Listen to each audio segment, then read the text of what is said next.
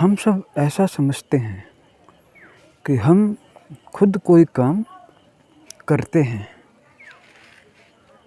हम सब ऐसा समझते हैं कि हम खुद रोज़ सुबह उठते हैं।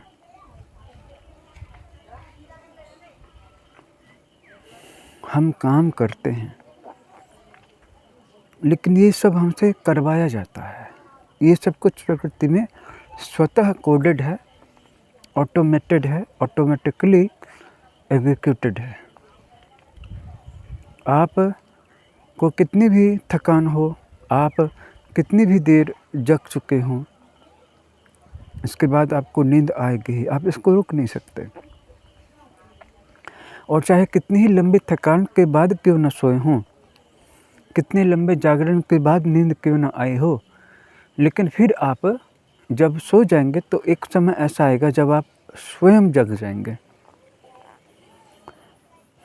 आप 1-2 घंटे ज़्यादा सो लें, 4-5 घंटे ज़्यादा सो लें, 2-3 दिन लगातार सो जाएं दिन और रात। मैंने एक व्यक्ति को देखा है, काफ़ी एग्जॉस्टेड था। एक रात पूरी सोया, फिर अगले दिन दिन भर सोया, अगले दिन रात भर सोया, फिर अगले दिन दिन भर सोया, फिर रात आ गई, रात को तो सोना ही था। इस प्रकार 2.5 दिनों तक वह सोया हुआ रह गया। वो जिस जगह पर था वहाँ गर्मी ज़्यादा पड़ रही थी और इतनी तेज़ गर्मी थी कि नींद बहुत ज़्यादा आ रही थी। राजस्थान का रेगिस्तानी इलाका था। लेकिन एक समय ऐसा आ जाएगा जब 2.5 दिन सोने वाले को भी लगेगा कि अब यार क्या हो रहा है, बहुत हो गया, अब उठना तो बनता ही है, उठ कर के देखें चलें। अब यहाँ पर वो व्यक्ति ये नहीं कह सकता कि मैं खुद से उठा। उसके दिमाग, उसके शरीर ने उसे मजबूर किया। यानी कि आप कोई भी काम करते नहीं, आपसे करवाया जाता है। इस बात को समझिए कि आप जीवन में जो कुछ भी कर रहे हैं, इसमें घमंड करने का कोई कारण नहीं है कि मैं इस काम को करता हूँ। वो सब काम आपसे करवाया जाता है।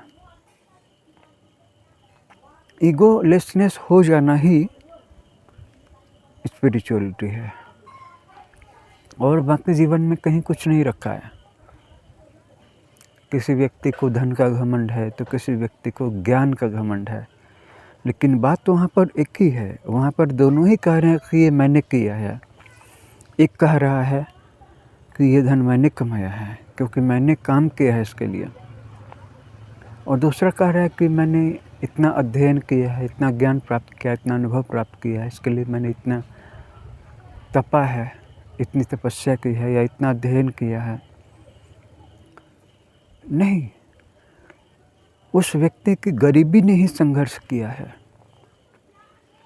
और जिस व्यक्ति ने ज्ञान प्राप्त किया है उसकी अज्ञानता ने संघर्ष किया है ज्ञान को प्राप्त करने के लिए। अगर आप जाग गए हैं, इसमें आपकी कोई बुराई नहीं है। आपकी नींद पूरी हो चुकी थी और अब आपकी नींद ने ही जागरण के लिए प्रयास किया है।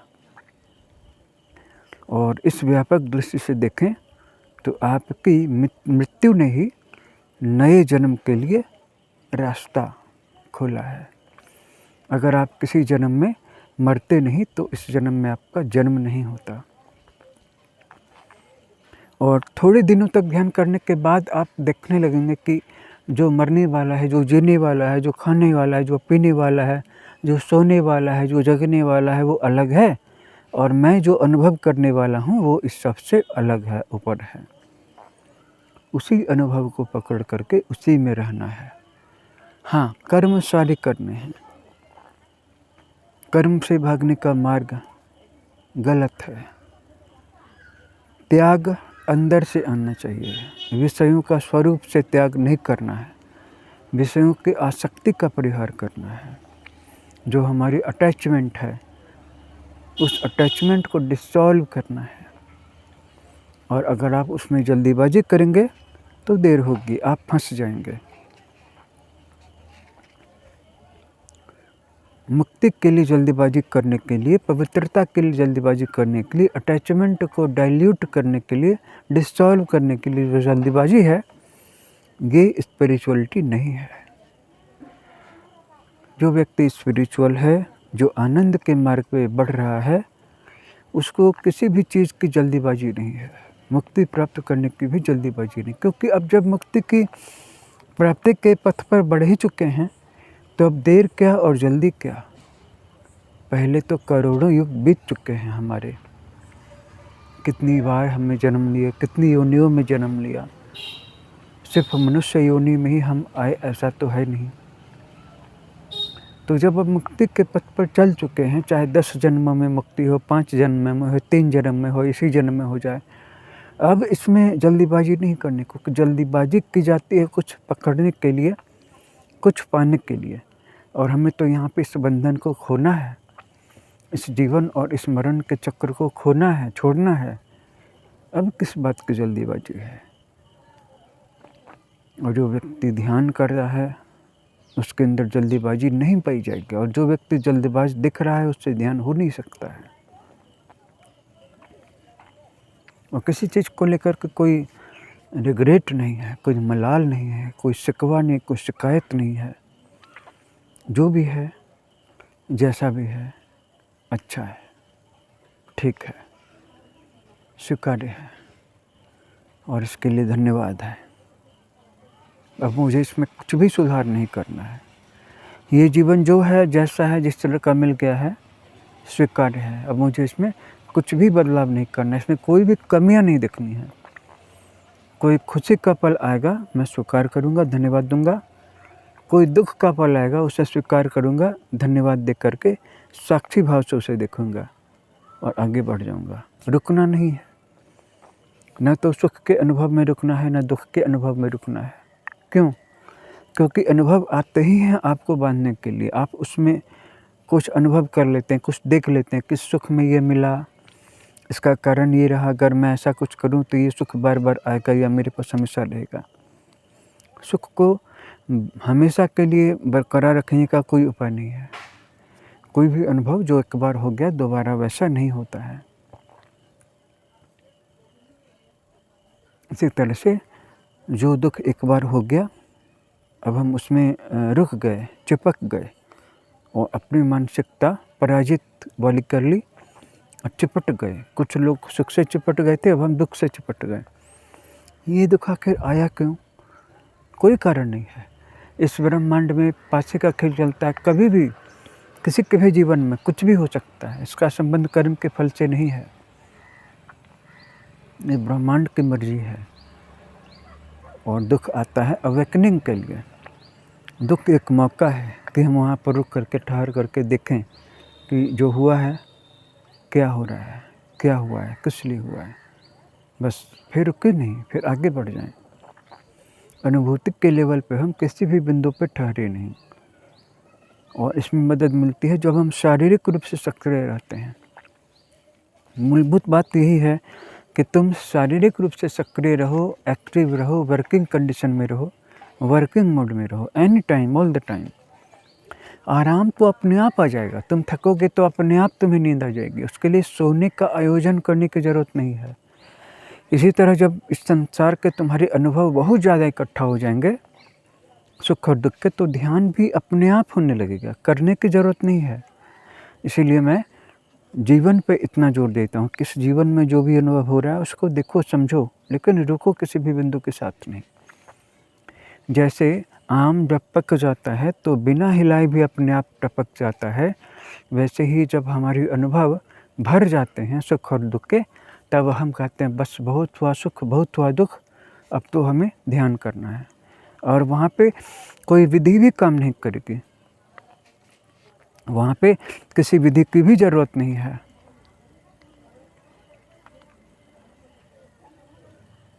जब हम इस तथ्य को समझ लेते हैं कि जो भी होता है अपने आप ही होता है, तो हमारा अहंकार समाप्त हो जाता है और ईगो लेस हो जाना ही स्पिरिचुअलिटी है। बाकी जीवन में कुछ भी नहीं रखा है। तुमने क्या किया या क्या नहीं किया कुछ मैटर नहीं करता है। दुनिया में बहुत बड़े बड़े लोग आकर के चले गए, अभी भी हैं, बाद में कोई चीज़ मैटर नहीं करेगी उन्होंने क्या किया। और दूसरे भी करोड़ों अरबों लोग हैं जो बहुत कुछ नहीं भी कर पाए, उनमें से कुछ लोग दुखी भी हैं कि मैं फेल्योर हो गया, मैं फेल कर गया।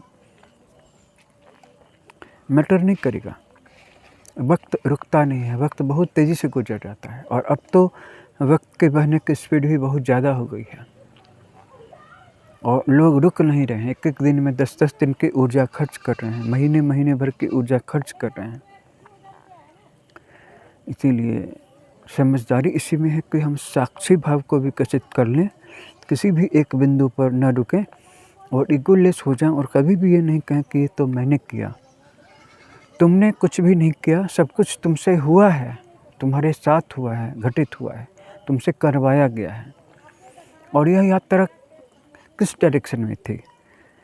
यह ऐसा सवाल है जिसका जवाब तो जब तुम जान लोगे तो तुम्हें किसी और सवाल के जवाब को जानने की ज़रूरत नहीं पड़ेगी कि यह सब क्या था, किस लिए हुआ, किस डायरेक्शन में गया है। क्योंकि जैसे ही बात डायरेक्शन की आ जाएगी वैसे ही बात सब्जेक्ट की आ जाएगी, कर्ता की आ जाएगी, कर्ता पुरुष की आ जाएगी, कारक पुरुष की आ जाएगी।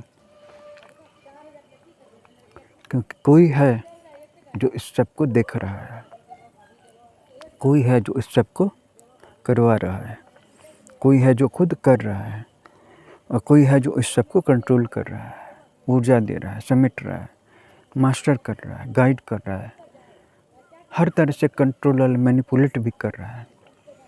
यह सब ईश्वर की माया के हिस्से हैं, यह सब माया के राज्य में है।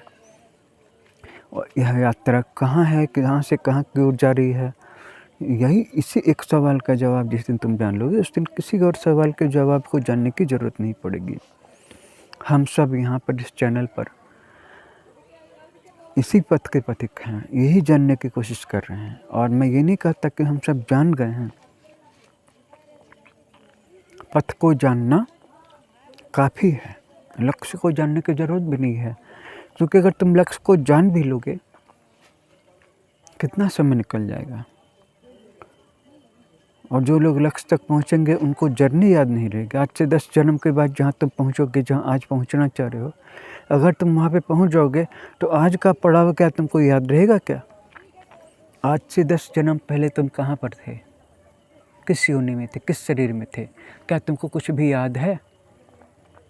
अब मैटर नहीं करता है, जो बीत गई सो बात गई। कितने जन्मों में आए, हंसे रोए, जन्मे मरे, जगे सोए, हंसे और आंसू बहाए। अब सारी बातें बीत गई, अब कुछ भी मैटर नहीं करता है। ये जन्म भी बीत जाएगा और आगे आने वाला जन्म भी बीत जाएगा। जब कुछ भी रुकेगा ही नहीं तो फिर मैटर क्या करता है? इस दुनिया में कोई भी चीज़, किसी भी तरह की चीज़ का कोई अर्थ नहीं है। जो तुम हो, जी रहे हो, यहाँ पर जो तुम अनुभव कर रहे हो, बस यही तुम्हारी पूंजी है। इसको बदलो, इस क्षण को समझो। जो एक क्षण को समझ लेता है वह अनंत काल को समझ लेता है। और जर्नी को समझने की कोशिश करोगे तो बात आ जाएगी कि मैं सब कुछ जानता हूँ, कि मैं कहाँ से आया हूँ, मेरी यात्रा कितनी लंबी थी अब तक, तो कहाँ जाना है, तो सब तो मुझे पता ही है। यात्रा ख़त्म हो जाती है, अहंकार जग जाता है, क्योंकि मुझे सब पता है कि मैं ज्ञानी हूँ।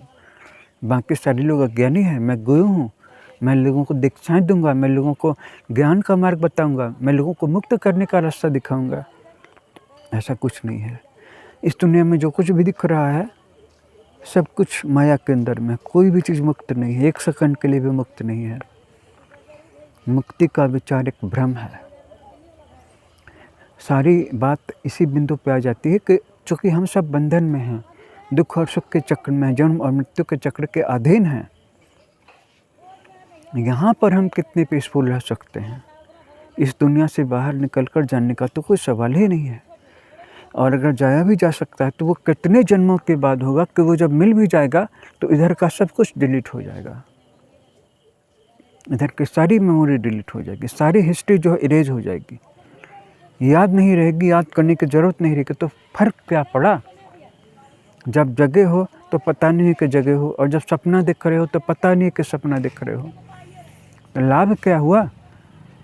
अभी तुम गरीब हो, अभी तुम 1 सेकंड के बाद करोड़पति बन जाओ और तुम भूल जाओ कि अभी 1 सेकंड पहले तुम गरीब थे, तो लाभ क्या हुआ? नॉर्मल हो गया, न्यू नॉर्मल हो गया करोड़पति बनना। मज़ा तो तब है जब कंट्रास्ट रिमेंबर्ड रहे और तुम तुम्हारी जितनी भी मेमोरी है हर जन्म में डिलीट हो जाती है, हर जन्म में सारी याददाश्त मिटा दी जाती है। अगले जन्म में तुम आते हो खाली दिमाग लेकर के। हम सब इस जीवन और मृत्यु के चक्र में थे और आगे भी रहेंगे। इससे मुक्त होने का कोई उपाय नहीं है।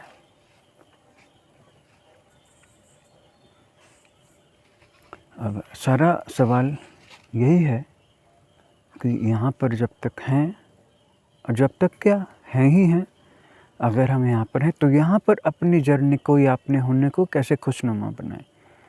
और सारांश वही है, किसी चीज़ के साथ रुको नहीं, आसक्ति मत रखो, न सुख के साथ न दुख के साथ। और दुख के साथ हमारी आसक्ति भी सुख के लिए है, क्योंकि दुख आता है तो हम डर जाते हैं। हम कहते हैं कि अब हम दुख को हमेशा याद रखेंगे, हमेशा दुखी रहेंगे, क्योंकि हम सुख में जाएंगे तब ना हमें दुख जो है अचानक से मारेगा करके थप्पड़ मारेगा। तो अब हम हमेशा रोते ही रहेंगे, तो पहले से ही रोते रहेंगे तो कितना रुलाएगा तो भी उतना दुख नहीं होगा। ये भी आसक्ति है, इसमें भी वैल्यू हम सुख को दे रहे हैं, सुख को ही दे रहे हैं। आप दुख को वैल्यू देते हैं तो आप सुख को वैल्यू देते हैं, और अगर आप मोक्ष को, मुक्ति को वैल्यू देते हैं तो आप बंधन को वैल्यू दे रहे हैं। आप मुक्ति इसलिए पाना चाह रहे हैं क्योंकि आपको पता है कि कहीं पर बंधन है, और जब तक आपको बंधन की याद है, उसका पता, उसका भान है, तब तक मुक्ति कहाँ, कौन सी मुक्ति, किस बात की मुक्ति, किस तरह की मुक्ति। और ऐसा भी कहीं हुआ है कि एक व्यक्ति अभी बंधन में है और अगले क्षण मुक्त हो गया, और उसको पता रहेगा कि मैं भी बंधन में था, मुक्त हो गया, बंधन की सारी मेमोरी डिलीट हो जाएगी। फ़ायदा क्या हुआ? इससे अच्छा है कि हम जहाँ पर हैं, जो हैं, कुछ पाने की कोशिश ना करें, कहीं पहुँचने की कोशिश ना करें। कुछ लोग माया के पीछे भाग रहे हैं, ये भी बंधन है। कुछ लोग मुक्ति के पीछे भाग रहे हैं, वो भी अंधेरे में हैं। कहाँ अपनी ऊर्जा दे रहे हो? कुछ मत करो, जो भी है, जैसे भी स्थिति है उसको स्वीकार कर लो। एक छोटा सा काम तुम कर सकते हो, जहाँ पे हो इस जर्नी को थोड़ा सा अच्छा बना सकते हो। जहाँ पे रह रहे हो, जिस घर में, उस घर को थोड़ा सा व्यवस्थित कर सकते हो। अपने शरीर को व्यायाम के द्वारा, योग के द्वारा, वॉकिंग के द्वारा, प्राणायाम के द्वारा, अच्छे आहार के द्वारा थोड़ा सा स्वस्थ बना सकते हो। इसमें कोई बहुत बड़ा ड्रामेटिक परिवर्तन हो जाएगा, कहीं पर भी ऐसा होने वाला नहीं है। कि ऐसा नहीं कि तुम अपने घर को 5 स्टार होटल ही बना लोगे, बना भी लोगे तो उसका नयापन चला जाएगा। तुम ताज होटल बना लो या ताज महल में रहने चले जाओ, कितना 3 दिन तक नयापन रहेगा। एक नई कार खरीद लो, महंगी से महंगी कार खरीद लो, 3 दिन तक, उसके बाद वो कार पुरानी हो जाएगी। इस संसार में जितनी भी चीज़ें हैं, इन सबको हम कितनी बार देख चुके हैं, कितनी बार अनुभव कर चुके हैं। इन सब का क्या हुआ? पुरानापन आ जाता है, नयापन चला जाता है। कोई नई बात घटी क्या? नहीं घटी। क्यों नहीं घटी? क्योंकि हम इन सारी चीज़ों को हजारों जन्मों से, लाखों जन्मों से, करोड़ों वर्षों से देख चुके हैं। वही सुख, वही दुख, वही सुख की लहर में ऊपर उठना और वही दुख की लहर में नीचे गिरना। ये ज्वार, ये भाटा, ये आना, ये जाना, पेंडुलम की तरह प्रकृति चलती है। यहाँ कोई भी वस्तु, कोई भी परमाणु एक क्षण के लिए भी स्थिर नहीं रह सकता है। यहाँ पर सुख और शांति की अपेक्षा क्या रखना? यहाँ पर बस हम एक ही चीज़ कर सकते हैं कि थोड़ा सा परिवर्तन कर सकते हैं, और यही अध्यात्म है। मुक्ति तुम्हें मिलेगी कभी 1000, 10,000 साल बाद मिलेगी, 10 लाख साल बाद मिलेगी, ठीक है। तुम कहते हो 10 लाख साल बाद नहीं चाहिए, अभी चाहिए, तुम साधना करते हो, ठीक है। तुम 10 लाख नहीं बल्कि 1000 साल बाद मुक्ति प्राप्त कर लेते हो, 10 जन्मों में साधना पूरी कर लेते हो। फिर कोई आएगा बोलेगा नहीं, ये भी बहुत लंबा समय है, वो साधना भी करेगा, त्याग वैराग्य भी करेगा, हर चीज़ को छोड़ देगा, 3 जन्मों में मुक्ति प्राप्त कर लेगा, कोई 7 जन्म में, और कोई व्यक्ति एक ही जन्म में नर जन्म के चक्र से बाहर हो जाएगा। लेकिन बात तो फिर वही है ना, अगर मुक्त हो भी जाएगा तो फिर उसको कुछ भी याद नहीं रहेगा। तो फिर इसमें जल्दी क्या और देरी क्या? तुम बंधन में भी हो तो तुम्हें कुछ याद नहीं है। कितने जन्मों से बंधन में, याद है कुछ? कल क्या हुआ था, याद है सब कुछ? आज सुबह से अभी तक क्या क्या हुआ है, याद है? नहीं याद है। आज सुबह से अभी तक क्या क्या हुआ तुम्हारे साथ, तुमने क्या क्या किया। आंखें बंद करो और ध्यान करो। अभी से लौटो, अभी के मोमेंट से लौटो। अभी से 1 मिनट पहले क्या हुआ, 10 मिनट पहले क्या हुआ, 1 घंटे पहले क्या हुआ, 2 घंटे पहले क्या हुआ, हर घटना को माइंड में रील की तरह घुमाओ, वीडियो कैसेट की तरह घुमाओ। देख पाओगे, याद है सारी बातें। जब अभी आज की घटना याद नहीं है तो 1000 जन्मों की घटना, करोड़ों वर्ष की बातें याद नहीं रहेंगी। नहीं याद है तुम्हें। क्यों? प्रकृति जो है स्मृति को डिलीट करते रहती है। इसीलिए तुम कितना भी बड़ा काम क्यों न करो, तुम्हें बहुत खुशी मिल जाने वाली ऐसी बात नहीं है। एक व्यक्ति है, वो गांव के मुखिया का चुनाव लड़ता है, फिर उसके बाद एमएलए भी बन जाता है, फिर मंत्री भी बन जाता है, फिर उसके लिए सब एक नॉर्मल हो जाता है, कोई फ़र्क नहीं पड़ता है। फिर एक दूसरा व्यक्ति है, कार से एक्सीडेंट होता है, बहुत रोता है, टांगें कट जाती हैं, व्हील चेयर पे आ जाता है। 3 महीने में सब नॉर्मल हो जाता है, स्वीकार कर लेता है। क्या करेगा? किसी के दांत टूट जाते हैं, किसी की आँखें चली जाती हैं, किसी के सुनने की शक्ति चली जाती है, किसी की किडनी खराब हो जाती है, किसी का लीवर खराब हो जाता है। क्या करेगा? हर 3 महीने में हम न्यू नॉर्मल के साथ एडजस्ट कर जाते हैं। क्या सुख, क्या दुख। दुख में भी हो तो भी ध्यान करें, सुख में हो तो भी ध्यान करें, लेकिन दुख और सुख को नहीं देखें, क्योंकि देखने का मतलब ही कम चिपके हुए हैं। ये सुख आ गया, वाह वाह वाह, ये बहुत अच्छे दिन चल रहे हैं। ये दुख आ गया, ये क्या हो गया, ये कैसे दिन देखने पड़ रहे हैं। ये आह और ये वाह, इससे बाहर निकलिए, ध्यान कीजिए। बस इसी वर्तमान क्षण में आनंदित हो जाना ही सच्ची स्पिरिचुअलिटी है, सच्चा अध्यात्म है। बस इसी क्षण में आप शांत हो जाइए, इसी क्षण में आप आनंदित हो जाइए। इससे ज़्यादा न कुछ करने की ज़रूरत है, न सोचने की ज़रूरत है, और न देखने की ज़रूरत है।